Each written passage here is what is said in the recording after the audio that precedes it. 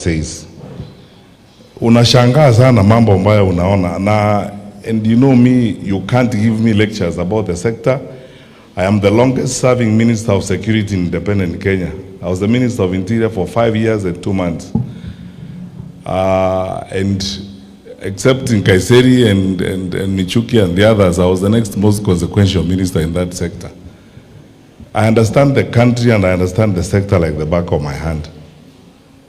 And I want to say this freely. I try to be restrained because, you know, of the challenges of commenting about an office where you have just served, people have just come after you. But I want to say this. The things that His Excellency Gachagua says are true. I am actually shocked at the things I'm seeing around. There is something in the security sector. Niseme hapa, and this one I don't think I'm revealing anything out of the Official Secrets Act, called a threat profile. Every minister of security and every leaders in the security sector are guided by the threat profile. In other words, what are our threats as a country? Na kila wakati ukiamuka asubuhi, when you meet your security chiefs, they brief you on the threat profile. Your threat surely can't be Rigathi Gachagua, because, you know, Rigathi Gachagua is a leader who's talking to his people. Going to Kikuyu cannot be a threat. Or opposition leaders driving around to Kajiado to meet people cannot be a threat. You are actually wasting national resources on nonsense. I mean, to be honest, what I'm a bit of hard or a bit of a dictator, but allow me to use that language even in the chat. You're wasting your time on nonsense. Because, you know, people, we are talking to fellow Kenyans, moving around, talking to Kenyans. How is that a threat to national security? So that you are spending bullets, you're spending tear gas, you're spending police time on that kind of, deploying police officers. Tuko na shida. People are being marked in the city every day. When we face this problem with Uhuru Kenyatta, that is how we came up with an all-women commando team that we were training to look at how you go into the supermarkets and everything, and how you try to trace pickpockets and create a certain sense of stability and peace in the urban areas so that people can go around doing business. That is what you should be spending your time on. Because people don't feel safe, and if they don't feel safe, they cannot do business, they cannot go around their activities. How is Seki addressing a meeting in Kajiado a problem, a threat to the country? He's an elected leader, elected by the same Kajiado people. He's going to meet the same Kajiado people. You must, even if you have a weevil in your head, how would you spend time planning to disrupt a meeting an elected leader is having with his people? Tuko na shida. I am telling you, tuko na shida. Na ni kweli, I don't want to repeat this. You can see clearly. As I said last time, Kenya's problems have nothing to do with the people. They have everything to do with the average or mediocre leadership we have, incompetent management of the country. Sababu mambo ile tuko nayo inatusumbua, inaonekana wazi. Nyinyi jiulize wananchi, if these things don't amaze you, ukifika mahali unalipa watu. Mumeona clips hapa, rais anaelekea Kisii kesho. Tangu wiki jana ni kulipa tu unaendelea. Watu wanaweka laini, wanalipa. Wewe jiulize wewe mwenyewe, hiyo pesa inatoka wapi? Unalipa watu kuja kukusikia. Napika hesabu. You bring women leaders to State House, 12,000 of them. You give each one of them 10,000. That's 120 million. Saa hiyo, hakuna chakula Kenyatta National Hospital. Hakuna madawa huko. Grade 10 kids, hawaendi shule wengine. Tunaambiwa vitabu havijafika. Part of my community are in the arid and semi-arid areas. Government papers are the ones that are announcing. When they open school next month, 2 million will be in danger of not accessing education because the government cannot raise the 4.8 billion for school feeding program. Hii State House iko ya kupewa wakorino 3,000 kila mtu. Lakini watoto hawaendi shule. Our priorities are not even upside down. They are worse than that. Sasa wananchi, I'm telling you the truth, because you wonder, are we okay? Are we normal? Are these normal people doing these kinds of things? As Eugene said, we served in the National Security Council. Focus on the threat profile. Al-Shabaab, the drugs that they are allowing through Mombasa, and what they are doing to our children. That is the threat. How is Ngogoyo a threat? He is going to a meeting to address people who elected him. Ataenda aongee na. In fact, if you want to come to Kajiado tomorrow, tutaondoka leo. We are not eating Kajiado. We will leave it all here. You can also come tomorrow and talk to the people of Kajiado if you want. Yani Rigathi kwenda Kikuyu, aendi kukula Kikuyu iishe. You can go back to Kikuyu tomorrow and talk to the same people yourself. So why would you deploy police officers kututupa tear gas na kutupiga risasi? Because if I don't understand what this is all about. Jameni, tuko na shida. Lakini niwaambie hivi, msife moyo. I want to give you hope. Tuko na mpango. Tumejipanga. Tunataka kubadilisha serikali.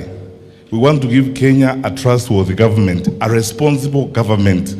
Serikali ambayo itasema maneno ya kuaminika. Na tena tuko tayari kufanya kazi na nyinyi. We will not go into those stories of, paying people, harassing people and so on and so forth. Tunawaombea mema. Sisi tunaheshimu viongozi. Tunaheshimu rais wa nchi na viongozi wote. Tunashangaa what we are talking about is tunashangaa yale ambayo tunaona yanafanyika.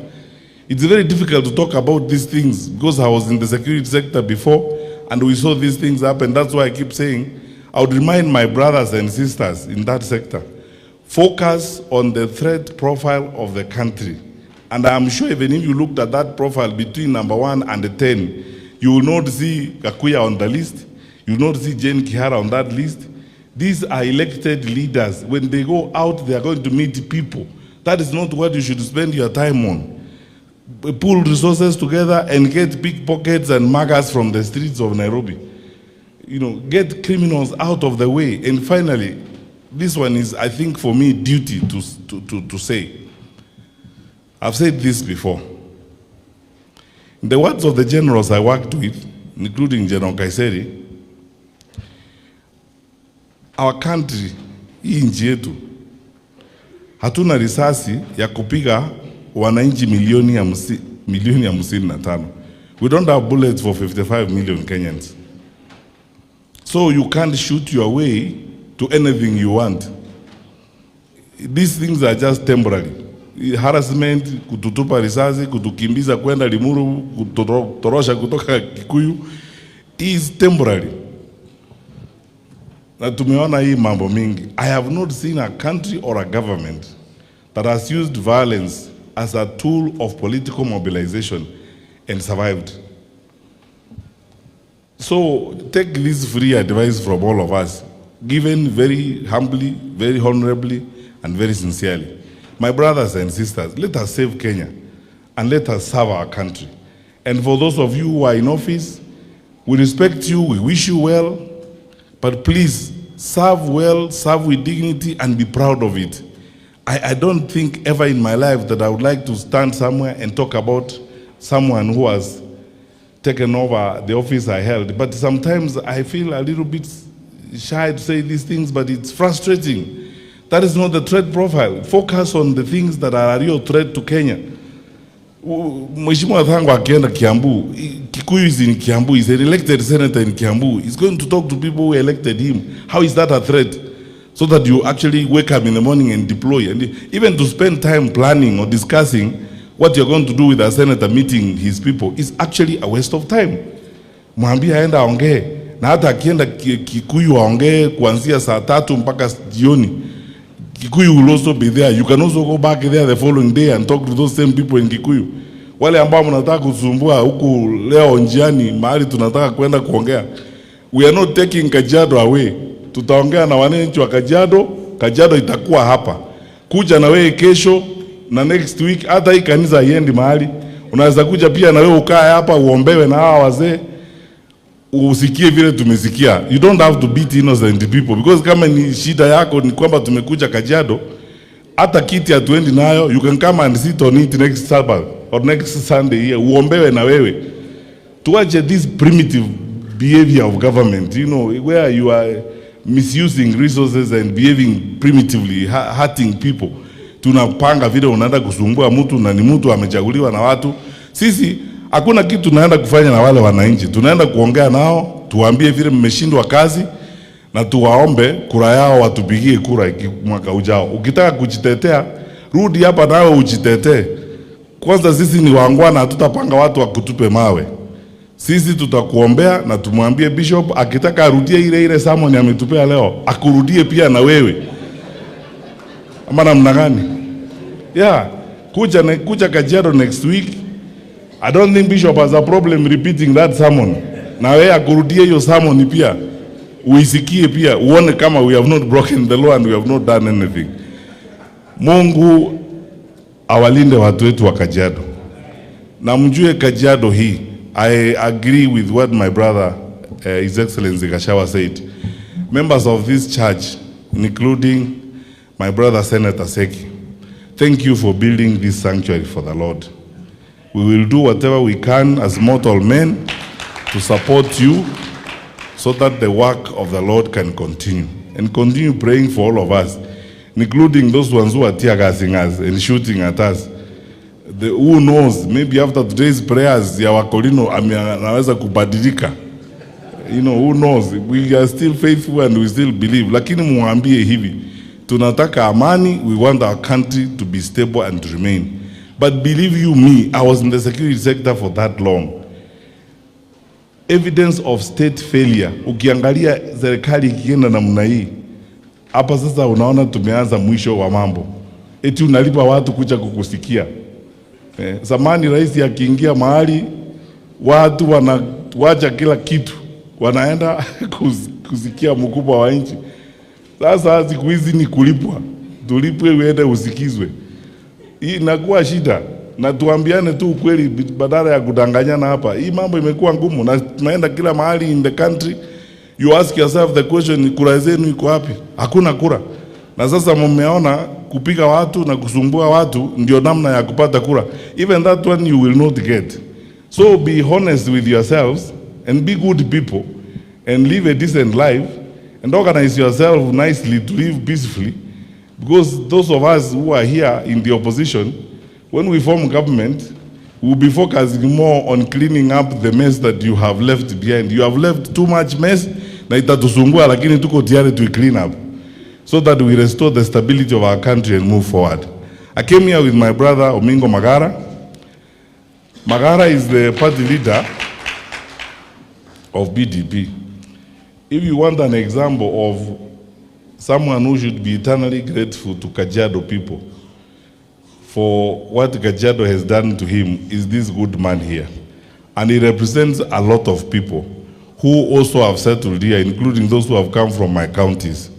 Mheshimiwa Rigathi Gachagua, mimi nitakaa na wewe hivi kiplani ile style yako ile unajua, tuongee na wewe na mimi niende kuita wale watu wamekuja hapa kutoka kwetu, tuongee nao hiyo style, tusikanishe hawa ndugu hapa Seki na Kores na Manje na Nkogoyo na wengine, tuhakikishe kwamba ile tunakubaliana hapa pia hapa inaendelea mzuri, ili tusikue na shida. Ama namna gani?